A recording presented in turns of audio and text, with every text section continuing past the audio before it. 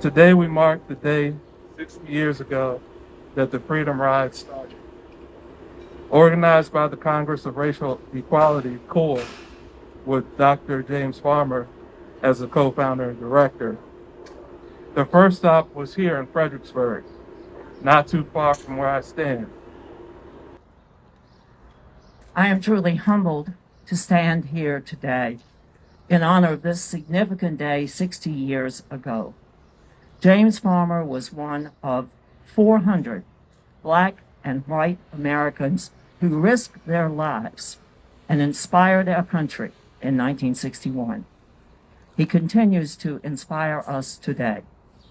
We're very grateful to the University of Mary Washington and to the James Farmer Multicultural Center for their diligent efforts in planning to appropriately mark this historic location, and for helping to share this important piece of history for generations to come.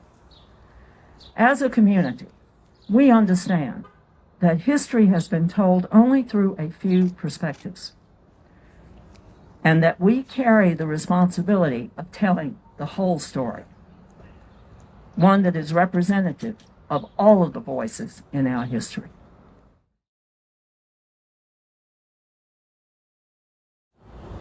And the Freedom Rides started in '61. I wasn't on that bus that came to Fredericksburg, but I was still a student. I thought I was leaving for a long weekend. That long weekend changed my life.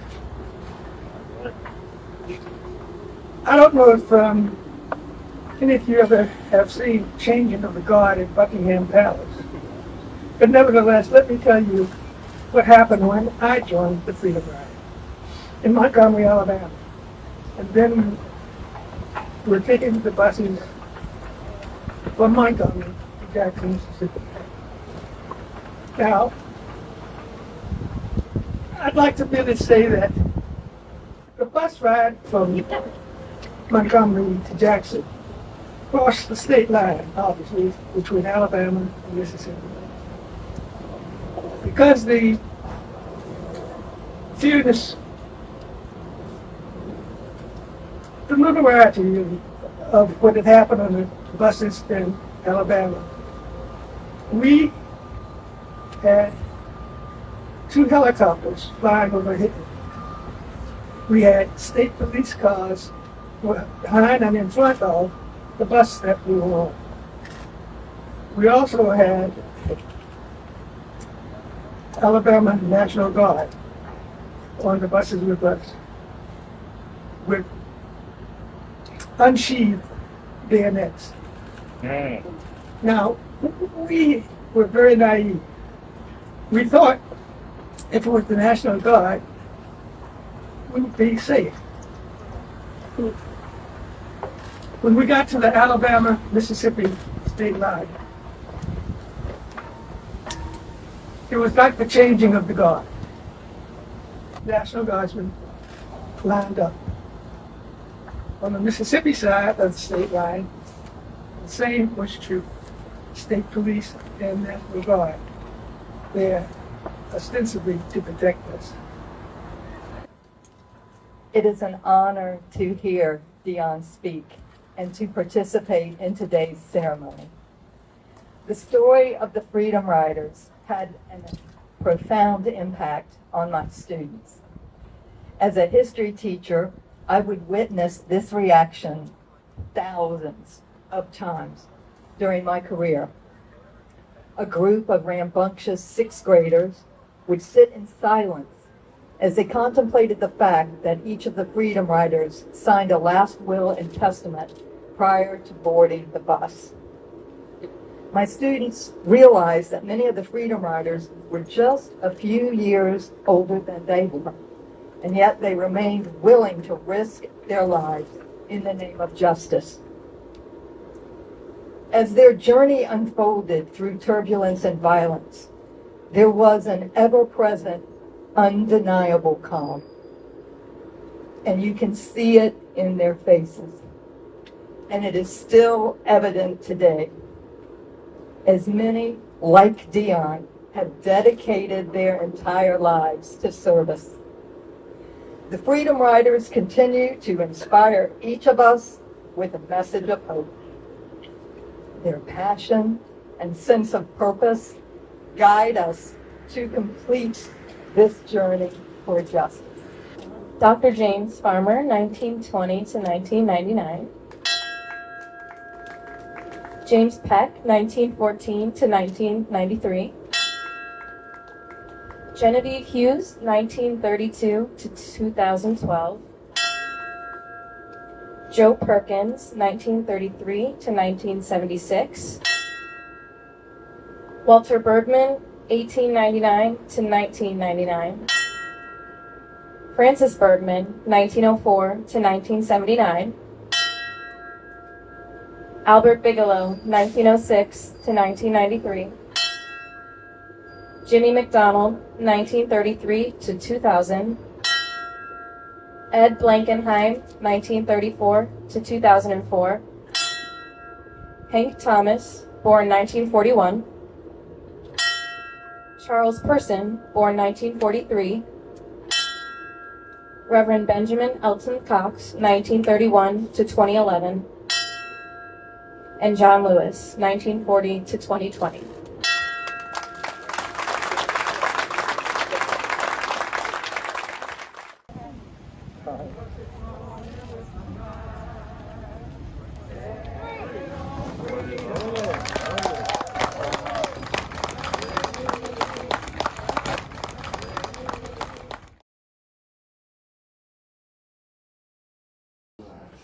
It's a good day for Fredericksburg today, the unveiling of this historic mark. That's right. June 6, 1950, 27 students took a stand in front of this very building for not being allowed because of the color of our skin. Today, we will tell our story 72 years later. Honored to share our experience as young members of Shiloh Baptist Church Old Site, our church that played an unforgettable role in these students' lives after this community center said they could not enter the front door and directed them to the side door. They boldly refused to do so. Yes, gay. They later entered the main door of Shiloh Old Site, where committed adult members like Dr. Philip Y. Wyatt, Mrs. Letty Ellison, who was the mother of one of the graduates, Dr. Sonny Ellison Jr., and Mrs. Willie Mae Coleman, counseled and encouraged them to proudly stand against unjust treatment. It's an historic day, this special event in recognition of these brave and courageous students who had the support of this phenomenal community with all of the strong civil rights leaders that we have here in Fredericksburg to pave the way in our NAACP, the National Association for the Advancement of Colored People, always on the battlefield. So with that, I've been given the honor to recognize the graduates of the Walker Grant High School class of 1950. Your babies will ask you one day about this, and you can say, I was present here on February 10th. I heard a story about June the 6th, 1950, but we had courageous leaders in the city of Fredericksburg who desired to make a difference. All right.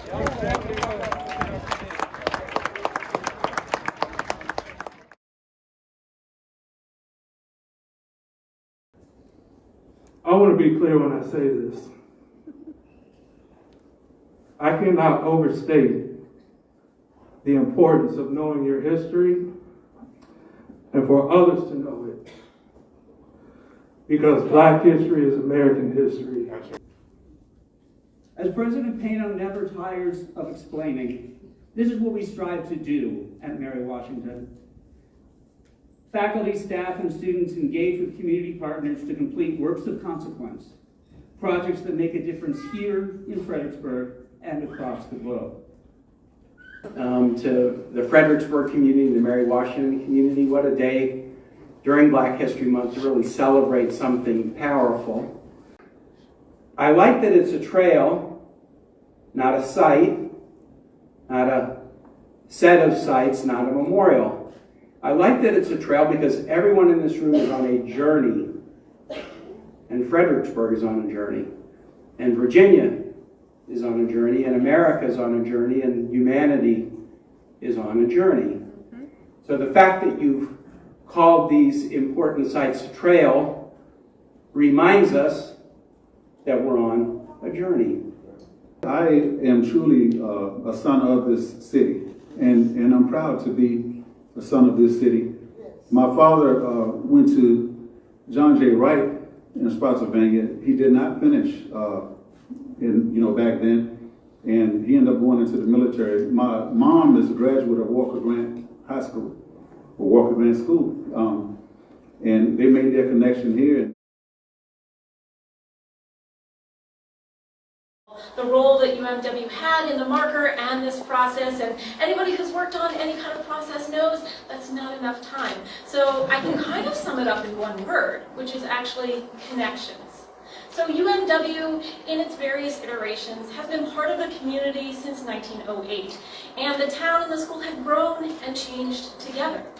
As a brown woman, I work and fight and play and vote and speak and live and dance every day next to another brown woman, and I promise you, it's never lost on me, never lost on us. All the heads and hearts that came before us so that we could enjoy those things. Having a business at 900 Princess Anne Street is an honor that's literally too massive to articulate from one sitting. It's a responsibility to Mr. Washington that we welcome wholeheartedly every day. It's a responsibility to the building where he worked and fought but couldn't play. He couldn't vote or speak or dance. Mr. John M. Washington was born here in Fredericksburg on May 20th, 1838. He was the oldest of 5 children born to a woman named Sarah Tucker, and as already been mentioned, his family was enslaved to a woman who lived on the 2nd floor of the Farmers Bank building, now the site of Foodie. John M. Washington was an extraordinary person, and we are so lucky to have access to his incredible life story in his own words. While interesting in his own right, he also represents the countless people who were enslaved here in Fredericksburg and in the surrounding area. We can never know exactly what they felt, the pain and the fear and the violence inherent to the experience of enslavement. But what we can do is listen and learn from those who recorded their experiences and remember Mr. Washington and his contemporaries and share their stories as widely as possible.